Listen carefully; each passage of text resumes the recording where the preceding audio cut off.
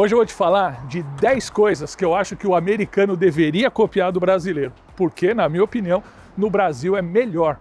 Na verdade, eu já gravei esse vídeo faz 3 anos, deu mais de 1.200.000 views. Eu vou deixar ele aqui no finalzinho para você comparar com esse que eu estou gravando agora. Primeiro item está relacionado à alimentação. Tá? Primeiro, o almoço é muito diferente no Brasil e nos Estados Unidos. Enquanto no Brasil o almoço é um evento, é uma oportunidade de você encontrar família, amigos, de você presentear as pessoas que você gosta com uma comida favorita deles, com uma receita caseira da mãe, da avó. Aqui nos Estados Unidos o almoço é uma coisa muito rápida, muito prática. Mesmo no final de semana, eles normalmente não comem em casa, saem para comer fora, então fica muito impessoal. No trabalho então, lembra, no Brasil, a gente para 1 hora para o almoço, vai com os colegas no restaurante, almoça, tem conversa, tem um tempo ali de descanso. E aqui como é?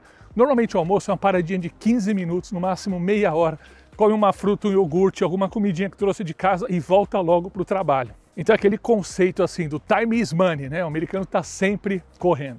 E depois vamos falar da comida em si, Almoço americano é muito prático, é pizza, é taco, é as comidas típicas americanas. Não tem aquela variedade que a gente tem no Brasil, aqueles restaurantes por quilo que tem 3, 4, 5 pratos diferentes, de mistura. A variedade, cada dia que você vai no restaurante é diferente. Eu me lembro, de quinta-feira você tem rabada, de sábado feijoada, de sexta-feira peixe, terça-feira você tem virada paulista.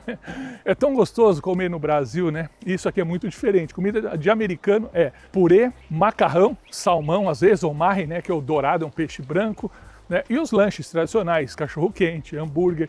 Então a culinária americana, indiscutivelmente, é muito mais pobre que a brasileira.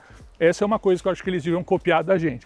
Ter um cardápio mais variado e mais saboroso, na minha opinião. E já que eu estou falando de comida, deixa eu falar de cozinha, Essa é outra coisa que eu acho que eles podiam mudar. Eles têm umas cozinhas tão bacanas, eles inventaram esse conceito do open floor plan, a cozinha como sendo o coração da casa, integrada no espaço social, com a sala, para receber amigos. Mas de que adianta ter uma cozinha tão bacana, tão bonita, se você não cozinha?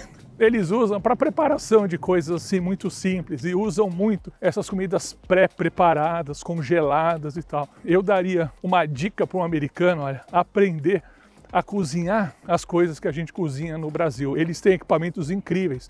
Você não precisa fazer fritura, porque realmente a fritura aqui no sistema de casa americana, com ar-condicionado central, vai espalhar o cheiro para a casa toda. Mas você tem forno, você tem air fryer, você tem micro-ondas, você tem casas com forno de convecção. Dá para fazer muita coisa bacana usando esses eletrodomésticos. E já que a gente está na casa americana, cara, certamente eles deviam copiar o nosso hábito de fazer suíte em todos os quartos, na verdade. E talvez até tirar a banheirinha. Banheirinha não, eu já admiti que banheirinha tem que ter pelo menos uma num banheiro, que o americano gosta de que a criança tome banho naquela banheirinha. Mas aquela cortininha de plástico, isso eu acho que não dá mais. Devia realmente copiar os brasileiros, ou põe box com porta de vidro temperado, ou se for pôr a banheirinha, põe uma porta-box também na banheirinha. Agora, não dá para entender, você vê até hoje, eu gravo casas de 5 dormitórios que tem 3 banheiros e um lavabo. Eu entendo que isso tem muito a ver com o hábito deles, porque são a família mesmo que limpa a casa. Difícil você ter empregada, no máximo uma faxineira diarista que ajuda, Então isso acaba custando caro no orçamento das famílias. E talvez a coisa que mais precise de limpeza sejam os banheiros. Mas eu acho que precisa bolar alguma coisa. Eu já tenho robozinho para tudo, Eu acho que faz falta, banheiro nas casas. O banheiro dentro do quarto dá privacidade, dá conforto, E comparado com o preço das casas, não seria tão mais caro fazer 1 ou 2 banheiros a mais. Então eu acho que eles deviam incorporar esse hábito de ter mais suítes nas casas americanas. Sabe uma coisa que é muito mais avançada no Brasil do que nos Estados Unidos? O sistema bancário. Você tem DOC, TED, Pix, você faz tudo por computador. Hoje até avançou bastante nos Estados Unidos, mas quando eu cheguei aqui em 2010, eu ficava chocado. Raramente você conseguia fazer coisas por computador. Tinha aqui no banco, usa cheque para tudo. A conta de luz até hoje chega na sua casa com envelope para você mandar o cheque. É isso aí, você usa muito cheque ainda hoje. E você tem que ir no banco para várias situações que você não consegue fazer à distância, por exemplo, principalmente se forem altos valores. Um dos maiores problemas que eu vejo é a compensação de cheque. Isso já me deu problema. Você põe um cheque na sua conta, demora às vezes 3, 4, até 7 dias para compensar, aí o cheque é liberado e depois de 15, 20 dias o dinheiro é estornado da sua conta porque o cheque não tem fundo. E aí você já usou o dinheiro, você fica negativo, você paga multa por isso. É confuso, né? No Brasil está muito melhor esse sistema bancário. Esse item que eu vou falar agora é polêmico, né? É o sistema de saúde. O Brasil, como a Alemanha, Itália, Canadá, Inglaterra, tem um sistema único de saúde, um sistema universal de saúde que é gratuito. E os Estados Unidos não tem isso. O sistema aqui é particular, todo o serviço médico é pago por alguém. Até antes de 2010, o americano tinha que ter plano de saúde privado ou pagar a despesa médica. Em 2010, o Obama criou o Obamacare, onde o governo, né, obriga e ajuda as pessoas que não têm dinheiro a pagar a prestação do plano de saúde. Então, melhorou um pouco. Mas até hoje, né, os americanos, mesmo com plano de saúde, eles têm que pagar uma parte da despesa, o que eles chamam de copayment, né? E às vezes isso é de 20%, fica limitado aí a 5, 10 mil dólares por ano, mas nem todo mundo tem dinheiro para pagar. Principalmente quem tem doença crônica, como diabetes, como câncer, como problema renal, né? Essas pessoas costumam gastar bastante com o hospital e você vê, né? Sempre, mesmo agora que melhorou, esse assunto está na mídia como sendo assim uma coisa mal resolvida dentro da sociedade americana. Eu sei que o SUS, sei que o NHS na Inglaterra, sei que o sistema do Canadá, eles sofrem críticas, né? Porque o orçamento do governo é limitado, o acesso à saúde é facilitado, os sistemas tendem a ficar sobrecarregados, ter fila, às vezes não prestar um pronto atendimento. Mas me parece que pondo na balança, principalmente para quem não tem dinheiro, né, as soluções de sistemas únicos de saúde são melhor opção do que a saúde privada que os Estados Unidos oferece. Uma análise parecida a gente pode fazer para a educação superior. Enquanto os Estados Unidos oferecem uma educação básica e até o 2º grau, né, até o ensino médio, gratuito nos Estados Unidos inteiro, quando chega na educação superior, a gente não tem o ensino gratuito. Existem até universidades públicas dos estados, mas até essas escolas são pagas. E normalmente as mensalidades ou as anuidades são altas. Os americanos têm 2 caminhos para estudar. Ou eles têm um bom desempenho acadêmico ou um bom desempenho em esportes e conseguem bolsas para frequentar essas universidades, ou eles têm que aplicar para empréstimos educacionais, empréstimos de estudantes, né? Esse é um assunto muito debatido no governo anterior, porque muitos estudantes já começam a vida profissional com uma grande dívida. E eu que estudei no Brasil a vida toda em escola pública, inclusive universidade, eu sei das deficiências que às vezes elas têm, mas também sei dos benefícios. Eu digo para você categoricamente, se eu não tivesse acesso às universidades públicas que eu tive, talvez eu não tivesse a formação, a qualificação que eu tenho hoje. E aí eu penso sempre quantas pessoas que têm potencial, que têm talento e que acabam não conseguindo se formar porque não tem uma educação superior gratuita. Então eu acho que isso sim, claro que não para todas as universidades, mas acho que deviam existir algumas públicas, né, ou gratuitas nos Estados Unidos. Olha, eu estou passando aqui, estou vendo umas churrasqueiras ali no Gramado e lembrei, essa é outra coisa muito diferente dos dois países, é o churrasco, né? Enquanto no Brasil a gente faz churrasco com carne de verdade, faz com picanha, faz com linguiça calabresa, frango, né? Nos Estados Unidos, os churrascos são basicamente de hambúrguer, né? Eles usam o hambúrguer e de hot dog, de salsicha, né? Agora, com a influência dos brasileiros, que eles estão aprendendo a fazer churrasco de carne. É raro eles usarem bifes no churrasco, muito menos as peças inteiras da carne, como a picanha, para ir fatiando, né?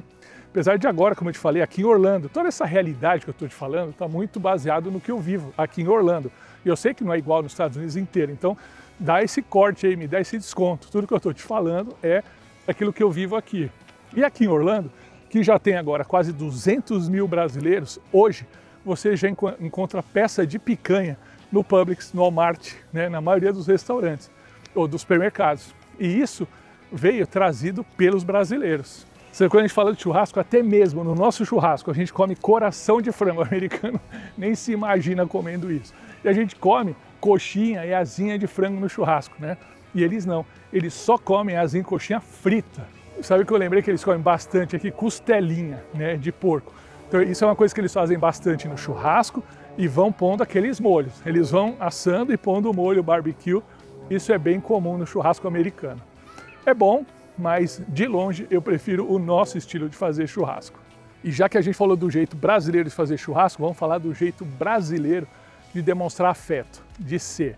É muito, muito diferente do americano. O americano, em geral, não dá para generalizar, né? É claro que tem americano diferente, mas ele, em geral, ele é mais introvertido, ele não demonstra tanto afeto, ele não abraça, não beija, não fala tanto assim, eu te amo, eu gosto de você.